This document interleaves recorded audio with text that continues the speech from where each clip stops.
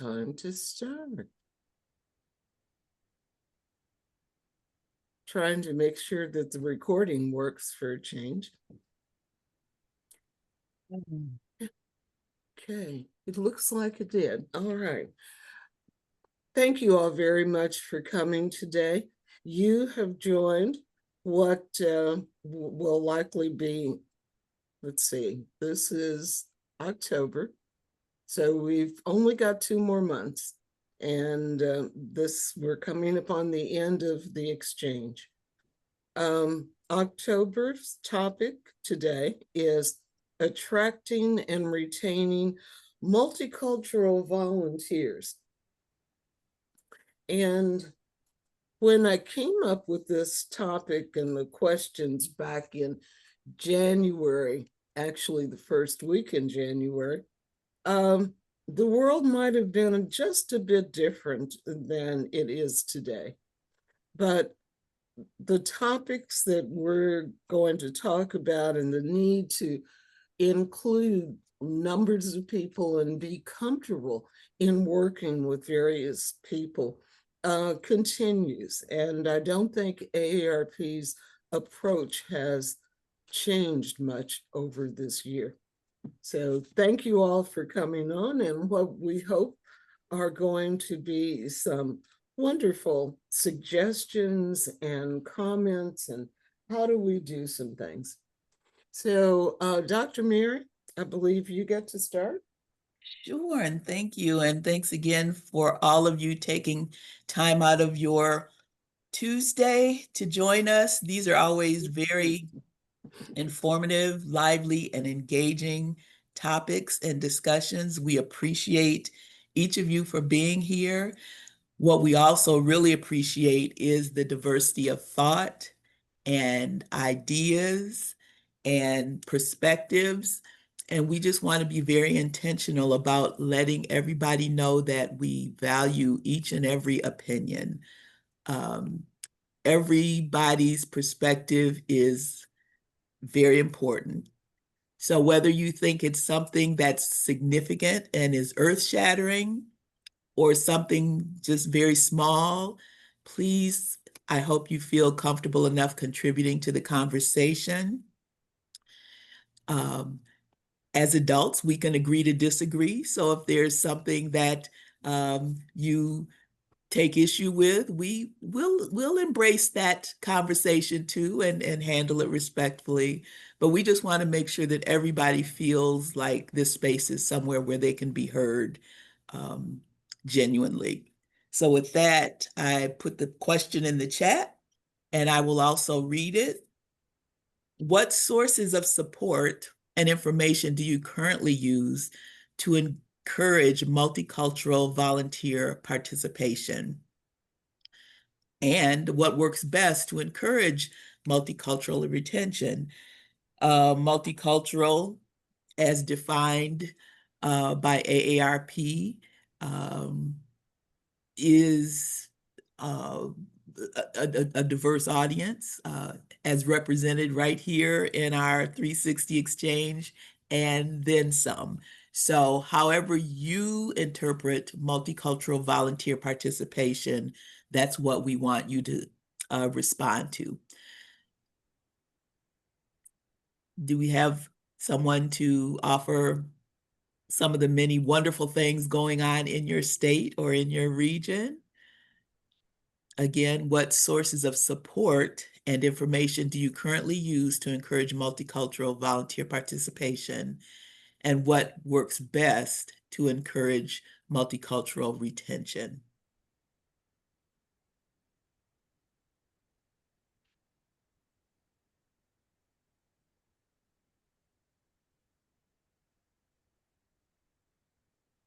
Dennis, and then Polly. Yes, we tend to look for groups or organizations in our focus cities, whether it be Latino or Japanese, Asian, etc. And we first query them to find out what their operational goals are. And then we encourage participating in their activities and slowly bringing them onto our team, and then encouraging us to continue to embrace their culture and their outlook and blending them into our team outlooks as well. Thank you. So you allow them to know that whatever they bring to the table, we respect and appreciate. Absolutely.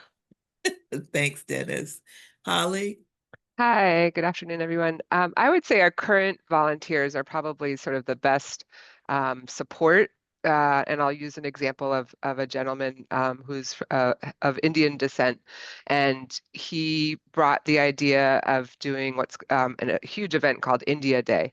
And we didn't know about it. We, weren't tapped into that event. And it was just a wonderful idea. It provided an opportunity for us to be at a very multicultural event. We got lots of engagements. People came by the table, and it sort of expanded our outreach with a specific community that we really hadn't tapped into prior. So that volunteer example is one, and we have others similar to that. Could you go into a little bit of what your India Day activity included? That sounds very intriguing. Yeah. So it was the first time they did it at the Worcester DCU Center, which is a very large venue where large performances happen. They also do it in Boston, which we later learned as well. And they get about 5,000 people. They do dances, they have food vendors, they have all different types of vendors, and then nonprofits. So it's like an expo at a convention center, basically. And so we had a table there. And we had volunteers doing shifts throughout the whole day. We were able to distribute our educational materials, which included how to become a volunteer, and the volunteers themselves were able to engage with the people who came by the table. So it was pretty successful. And again, we really had no idea about the event until our volunteer let us know about it. Great. And so I'm sure that volunteer not only felt listened to and heard, but felt valued, and how AARP listens and embraces various communities. So that sounds like a wonderful celebration. Yeah. Anyone else as you're processing? And again, it could be something I know, having our programs and especially our DIYs converted to Spanish has been a huge, huge contribution to the multicultural community, not only for volunteers, but for the community, so that we can demonstrate that we are sensitive to the language barriers that sometimes prevents people from communicating or interacting with AARP. Lillian? You're muted. We Yes, I want saw your that, and I answers. should have opened up when I put my hand up, but I didn't. Anyway, I was trying to think. I think in North Carolina we have 5 regions, and I can only really speak to my Triangle region, even though I believe that all the 5 regions are really doing different activities for diversity. But I will say in my region, I think we still need to do a little more reach out, a more outreach to the population, to the different populations. I know with the LGBTQ community, did I get that right? I hope I did. We do a lot of tabling at their events. They have a lot of events going on in the Triangle, Durham, Raleigh, Chapel Hill area. So we make sure that we table at their events. And for the first time, we did a tabling at the indigenous community. They had a big affair in Raleigh. I was not able to go to that tabling, but that is sort of our first step in working with that community. And Heather Burkott, our Associate State Director, bonded with that group. And so that's an initial step in working with that group. And we want to do more with the indigenous population in our area. But to table at their event, we thought that was really a big hoot that we were invited, to table at their event and to learn more about what they do. We don't have any that we know of at present as volunteers, but we're hoping to reach out to them and have some of them to to start being volunteers in our particular region.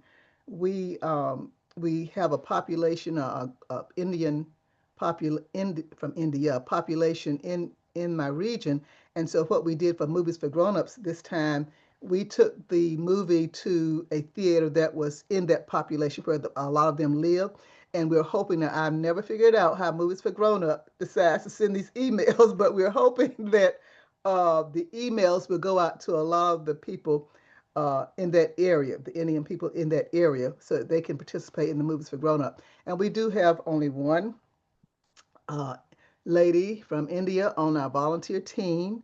And as I thought about the Hispanic population, we've tried with that.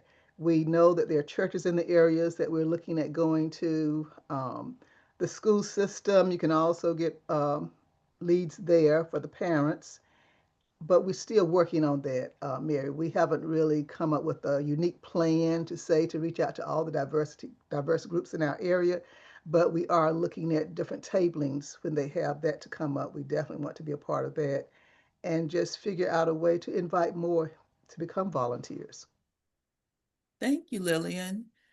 Those are wonderful efforts. And like I said, each large or small effort is significant, whether you see the immediate impact of it or not. So those are all great examples. Thank you. I have a question for the group. Um, Either virtual show of hand or actual show of hand, how many of you have partnerships with local Black sororities, fraternities, links, top ladies of distinction, or any of those groups in your area? Can I see a show of hands? Okay. I see Becky, I see Deborah, I see Lillian. Um, that's a not only a wonderful and very engaging market to connect with, because many of them have the same platforms, initiatives, areas of focus, whatever they're named in their respective group as AARP. Many of them are focusing on financial literacy, on caregiving. Many of them are focusing on the same topics that we are, making the community livable. Um, so if you have those groups in your area, or even faith-based organizations, show of hand of anyone who has connections or have had past interactions with your local faith-based organizations. Anybody? Okay. Again, that's another market that not only do they provide um, interest and people who might be potential volunteers, they are always very willing to provide resources as well, if it might be their building or something. So just keep that in mind, because many of them have a variety of unique and diverse members that could add to your participation. Lillian, do you have Well, I something was else to just going to say? say with the faith-based organizations, they a lot of them will ask for the DIY presentations. So that is not a unique way, but a good way to start partnering with them. And I've done a Yeah. lot of that. Yes. Yes. And an easy way to use AARP resources, that all you have to do is have a speaker that can show up and deliver the information. Okay, I have a second part to that question. Let me check out what's in the chat here. I saw some activity. We want to make sure, oh, lots of activity. And Dennis, if you have any more to contribute to what you said, Deborah, Kathy asked that you share, so that it might spark some ideas. And then you've put, in Knoxville, we interface with Hora Latina, HOLA. They are the oldest grassroots Latino nonprofit organization in East Tennessee, and they have a yearly festival at the World Fair Park. Thank you for putting that link. That has to be a huge event. Anyone else?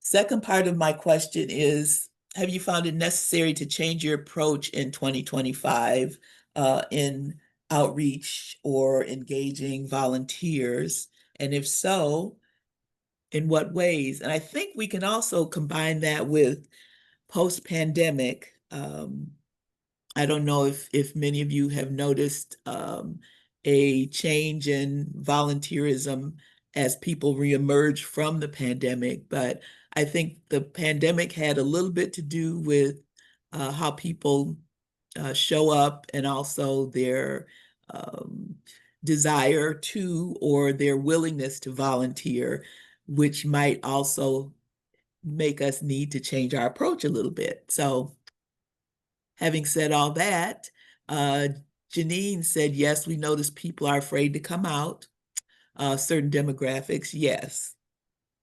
And I also noticed that some areas have kind of changed uh, mm, instead of saying volunteers, they may use different terminology so that people are more willing to act as an ambassador for their community or some other terminology that doesn't seem as either committal or I don't know what how volunteers might be perceived, but in some communities, volunteer is not the word that goes over as easily as some other words like um, other words. So, um, anyone else have anything to say, Lillian? I see your hand. Well, for us, believe it or not, we've had an increase in volunteers, and I'm thinking it's because of our associate state director. She's going into her third year, and she has done a great job in reaching out to those who have stayed at home. And what we're doing, instead of having all virtual meetings, we have some meetings in person and some meetings virtually to try to give everybody an opportunity, because some people may not want to drive out, but at least they can come on Zoom. And so focusing on what's going to work best for everyone and giving everyone an opportunity to participate however they feel comfortable. And I think that's a wonderful way to do it because we saw that we can do almost anything virtually during the pandemic. And I think some people were, much more comforted to be able to engage that way. And some people, they have conditions that prevent them from being mobile. And so embracing volunteers who want to be virtual and providing them with, various roles can help with our ladder of engagement, and it makes people feel like they're useful and contributing. Marissa mentioned that they have noticed a decrease in diverse volunteers as the state office staff has become less diverse also. So sometimes it takes seeing someone that you can relate to want to commit your time. So yes, representation does really matter. It really does. Thanks, Marissa. Anyone else? Well, I just want to say to Marissa's point, I understand what she's saying, but one of the things that I've noticed is in my local volunteering is I'm not a joiner, as an example. I'm not a person who is a member of a sorority. I'm not a church member. I'm none of those things.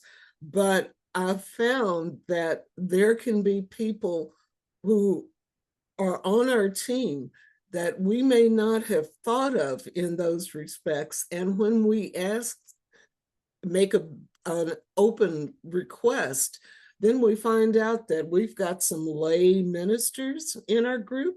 We've got some people who take their sorority membership very, very much to heart. And consequently, with me, are willing to go out and talk to people and bring in groups and think about it when they had not thought about it before. They kind of were compartmentalizing their volunteering.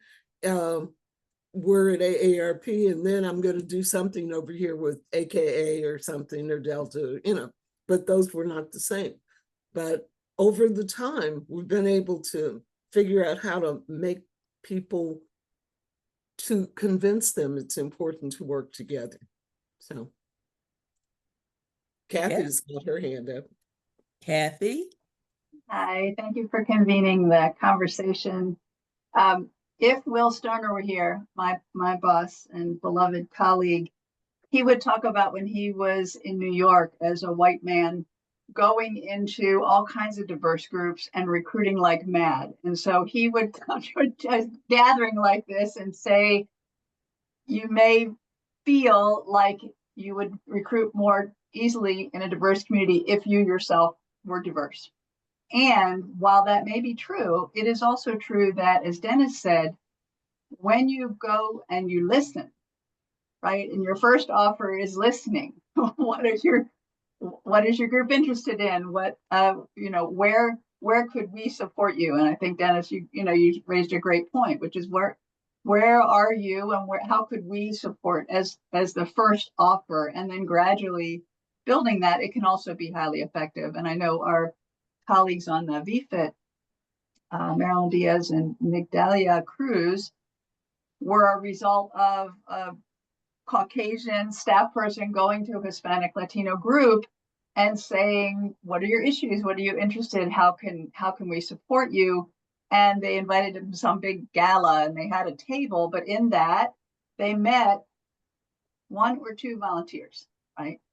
And those two volunteers were interested in making presentations on our issues. And so they started with two, and then those two each invited their friends and invited their friends and invited their friends. And as a result, Connecticut has a pretty strong bench of Hispanic Latino volunteers. So I only say that because it would be ideal if we had diverse volunteers going into diverse groups and recruiting more diverse volunteers. And it isn't necessarily a showstopper. And Dennis, you're nodding. So that's been your experience as well. We do that a lot, whether it be Latino. We go to the Black men's health fairs in Chattanooga using the same approach. We've done it with the Asian population in Chattanooga and Knoxville. It just works out well. And you're right, if we start to participate in their group and they become familiar with where we're coming from, we slowly can get a small percentage of them to start participating on our team as well, and just continue that incorporation. And I think, like Kathy said, and like Dennis has demonstrated, it takes going to, meeting the groups or individuals where they are and listening. It's that easy. And AARP is very good at doing that, and has provided us with a whole host of tools so that we can do that very easily with, either listening sessions or just showing up and having a table of resources, something that's non-threatening. We're not trying to take over. We're not trying to fly in and save the day and be Superman or Superwoman. We're demonstrating collegiality and partnerships. And I think it couldn't get any easier than that, finding an audience and showing up. Dennis? In follow up to that, Mary, what I have found to be successful, when I approach these groups and we start talking about their needs and their concerns, it is often an amazing selling point to be able to bring the knowledge of the AARP database and helping them find solutions to their problems. And it just begins to show I guess, a mutual partnership and blending of ideas so that we could utilize the research that AARP has developed to help them. Mm-hmm. And then they in turn can bring their knowledge to help us. Mm-hmm. And I think a lot of times organizations are so surprised at the amount of information that AARP can, not only does have, but is willing to share so freely to help them move whatever their ideas or whatever their objectives ahead. So it's really an easy selling point as long as you connect with people who are willing to listen and take advantage of it. Marissa? Yeah, I'm Marisa or Marisa, if you want to go for Marisa? the Spanish. Yes, I'm here in Colorado. Thanks for having us. I love this. This is something that I've been deeply passionate about for a long time. And, I am, do believe in that lived experience and representation. And I do think distinguishing between the recruitment and the retainment is a really interesting topic. So knowing, that we're really leaning in with listening and co-creation, and that when we're recruiting folks, especially, and I'm going to say I'm in a white dominant office, that we also have folks culturally competent to set up, maybe not from the community, but really understand, because I know I have seen harm done to some of our multicultural volunteers. And I think there were these misses, right? And so even before I think we want to go full court press and have all these diverse volunteers, but have we done our due diligence to really understand? I mean, I'm working primarily in the Latino markets and knowing those are very myriad, very different experiences. So first, do no harm is a big thing around retaining, because I've seen, unfortunately, people leave because they have not felt like this was, we sort of feel like, but it's neutral. It's not. People say things, do things, and things really do affect, and that reflects on the organization. And I do think diverse communities are looking to see, well, how is AARP showing up for my community? And not in a transactional, extractive way, in a meaningful way. And folks can sniff. I've been in this my whole career, 25 plus years, if someone's trying to get information and data from my community. And we have to be really aware of that. That sort of transactional vibe. I mean, I'm just starting work with our native tribes and just knowing the history of how they've been exploited, right? And so leaning in, and you have to know the histories of diverse communities and know how they have been treated before we come in and say we can, we're the biggest nonprofit in the country. What is that gonna smell of, right? As a big dog in the arena. So I really just, again, the recruitment and the retaining are kind of separate strategies that I think we want to really be mindful of. Thank you. Thank you. And yes, it is very important to not show up as a savior and not show up beating our chest like we are the end all be all. And I think sometimes that requires vulnerability on the part of us as representatives of AARP, that, we may be conversing with someone who we know very little about, but as Marisa said, it's important to at least get a little bit of education about the population so that we demonstrate that we're trying, and meet them where they are, and they meet us where we are and help bring us along, not educate us, but help us with our understanding of how we can partner and work together. Janine, I saw some activity in the chat. Did you have something you wanted to say? No, I didn't have anything I wanted to say. I actually thought you guys were asking us to put our name and our state in the chat. No, My bad. Oh, no, you're fine. Thank you. You're welcome. Well, while you're looking at the chat, because I did see Janine's note, I did post to the chat. Kathy had mentioned that if Will were here, he would say certain things about being who he is and having to recruit and retain volunteers in that unique New York area where he was from. Well, and it's hard to believe that this was so long ago, but in 2020, he and the OVE team put together something that just restates his belief that what the steps that you've got to take to recruit and engage volunteers from a special audience. And the first one was to be authentic. The second one was to do a scan of your current volunteers, try to make sure, you know, whether you've got someone from the community that you're interested in or not, start showing up and being authentic. 3, again, he repeats, show up where your audience is. And 4, back to what Dennis is saying, use listening to engage your audience. That is on the list of 10. It's buried into 1, 2, 3, and 4. But I did put this into the chat for you so that you can have it, but we'll also put it on the chatter group as well. So all 10 steps that he feels like he could use were there. And there's some other materials as well. Okay, Mary, back to you. Well, I think the last thing that I put in the chat was what provided the most positive outcomes from a volunteer perspective, according to feedback received, if any. So I'll just let that sit there. And if I could just ask, we sometimes we never know who's in the room.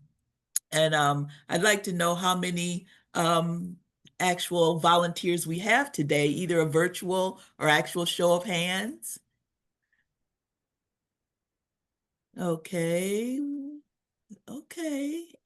And so 1, 2, 3, 4, 5, 6, 7, 8, 9, 10-ish, 11-ish.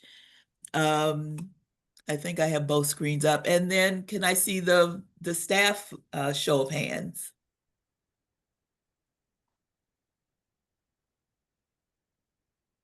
Okay.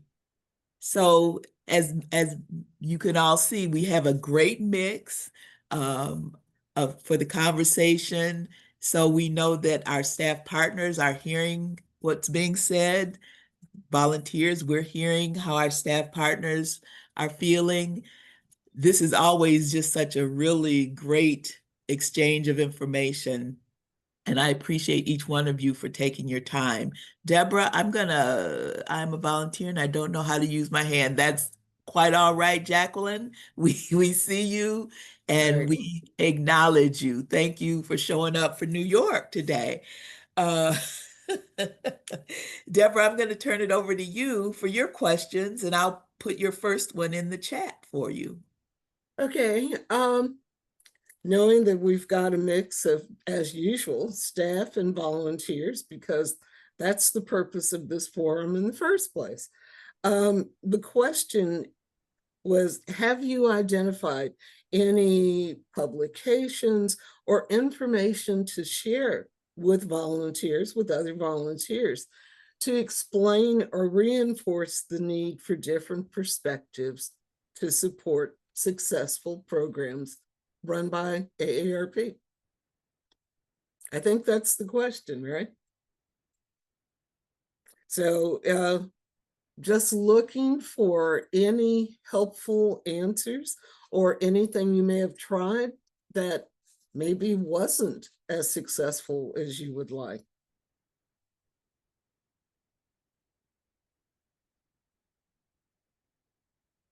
Can I clarify the Sure. question? Is it Yes. you want us to share basically publications, information, strategies that help us make the case for for recruiting diverse volunteers? Is that right? Yes, that's correct. Okay, let me think. Yeah. And that's knowing that we've got available resources, for example, on the portal. DEI, there's a folder on that. We've also got on-demand training that is possible for volunteers through the learning portal. There are other types of, we've got facilitated training that's available through our cultural learning our cultural leadership development series is our facilitated trainers. And those are things we know we've got in-house in AARP. What I'm looking for are things that are external to AARP that you may have used or seen used in other places. And, it's kind of expanding our world.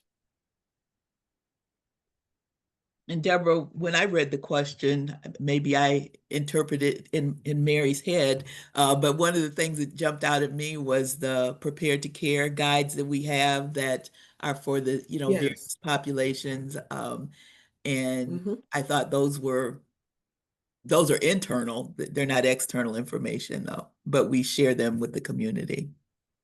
Right. And really and truthfully, it in terms of who may be leading the presentations, it's internal, but the people who are going to benefit from it are actually the larger community.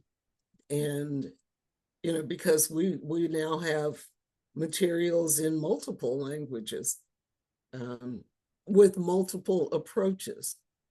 So in respect to various communities. We're So getting I some see activity in Marissa. the chat, yes. Right. Marissa, do you want to say a little bit more about what you've pointed out to Sure. us? So John Powell is at the helm of an institute, I believe it's UC Berkeley. It's called the Othering and Belonging Institute. And he does a lot of work around targeted universalism. And I really love this because, I'm also in the livable communities and we talk about universal design, and they're very similar. Universal design would be for the built environment, meaning when we build universally, more people end up benefiting from it, like the sidewalk curb cuts, the moms with strollers, the folks who are rolling in a wheelchair. A lot of people benefit. This would be essentially kind of the social programming component to that. So he says you target the communities that are actually least benefiting from your services. I have made a lot of my career in racial equity, and it ends up benefiting more people. So there's actually a business case to make for designing for the people who are least accessing your resources, because it ends up grabbing more people along with him. And so he's phenomenal. He'd be a great speaker for AARP, and really specifically focused on racial equity work. Okay. And his name was what? John Powell. I think there's an A. I think it's like John A. Powell, and he keeps it lowercase. So just so you might look for that. I will. Thank you very much. Sure. Polly, I believe you had your hand up. Yeah, also piggybacking a little bit off of what Marilyn put in the chat, but our Speakers Bureau in Massachusetts has done two, as you know, has done two of the Becoming a More Inclusive volunteer trainings, and will hopefully engage in more in 2026 as well. But that's been really helpful for the group to build on their skills when they're out in community. Whether it's they're working with diverse populations or not, they're always going to have some level of diversity in at their presentation, and it's just been really helpful for them to think the questions that have been posed in those sessions have been really helpful to get them to realize, how they present and how they interact at their presentations really matters too. All right. Thank you very much. And I see Marilyn has put something in the chat. Would you like to explain or elaborate? So I am from the Speakers Bureau in New Jersey. I'm a volunteer in New Jersey. And of late, I've had a number of experiences where there are audience members for whom English is not a first language. And of course, that is going to change the way I speak and the language I choose to speak in.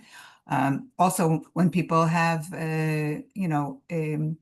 perhaps diminished hearing capabilities. So there are lots of adjustments that we need to make. But one thing that was really exciting that I discovered recently was that the new version of PowerPoint, Microsoft's PowerPoint, and that is the technical framework that I use for presentations, includes a functionality that allows you to subtitle your presentations in real time. So I am in the upcoming month going to be speaking in front of a Korean speaking group.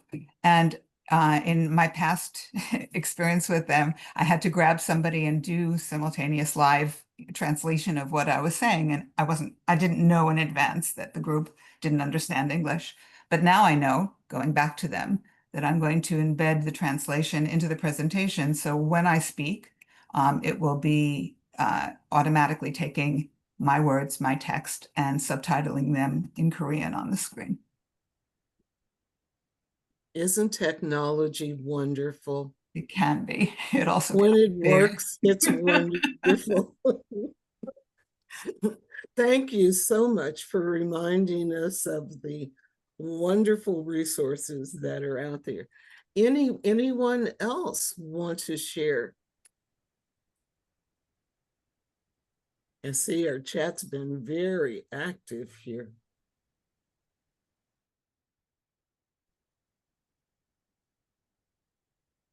Okay. Anyone else want to speak? Because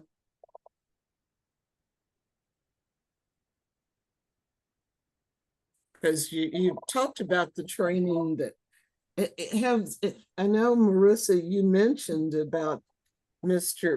Powell. Have you used anyone to provide training? No, not outside? at this point. No, I think we had maybe our advocacy team did a diversity and inclusion training. I'm not sure beyond that. Mm-mm. Okay. Yeah, that's fine. I know that we've got lots of resources within AARP, but sometimes it's useful just to see what else is out there and to explore. I know that we had always kept up in the portal with the staff library articles that are, and try to make those available for volunteers. That functionality is no longer there, but we've been still pulling lots of articles, and we're going to start updating some of that because McKinsey and lots of different groups have now come up, regardless of the time that we're in, we need to understand what keeps our business going, what supports our, not just our employees, but our volunteers, and what creates an environment where we can succeed. So all of us. So we're going to keep on and start putting in more of that information. But if you've got volunteers who are interested in looking at things, we've got something like 15 different videos that are there with articles that support those, or at least make you think about what the questions could be.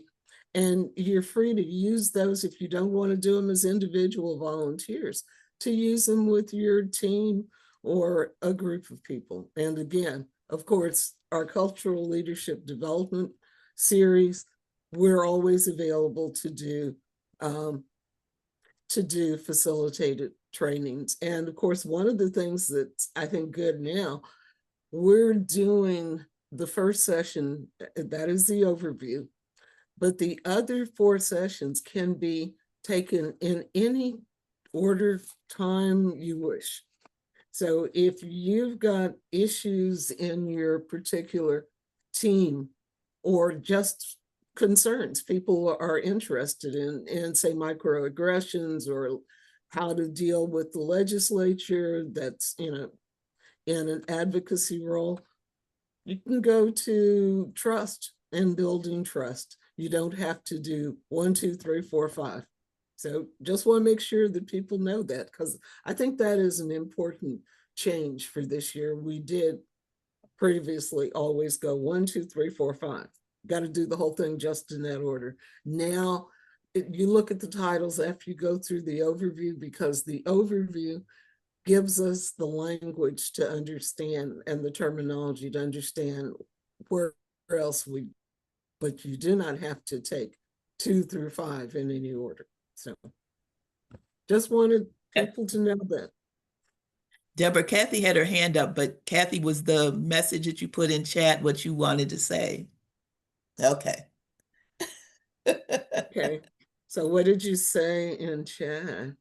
To please join us for the introduction to OVE's facilitated discussion on becoming a more inclusive volunteer. The discussions are small groups and very rich.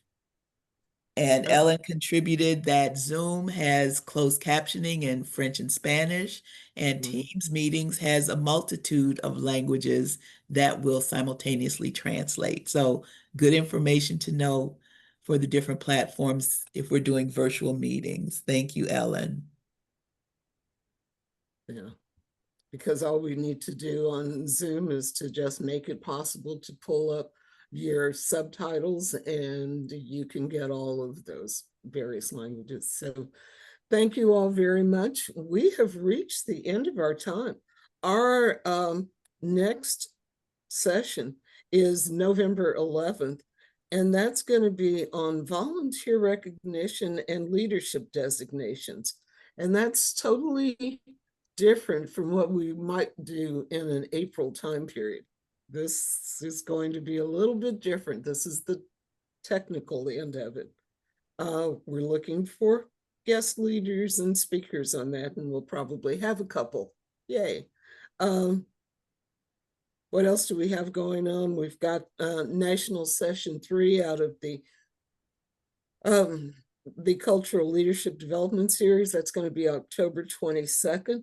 People can still register for that one. Of course, Fast Track's still going on. The Roost podcast is still going on. And, that's still available. And Cafecitos are still meeting once a month, with Migdalia and Marilyn. So thank you, Dr. Mary and Kathy, and all of the people who've attended today. We really appreciate your partnership and your support of the exchange.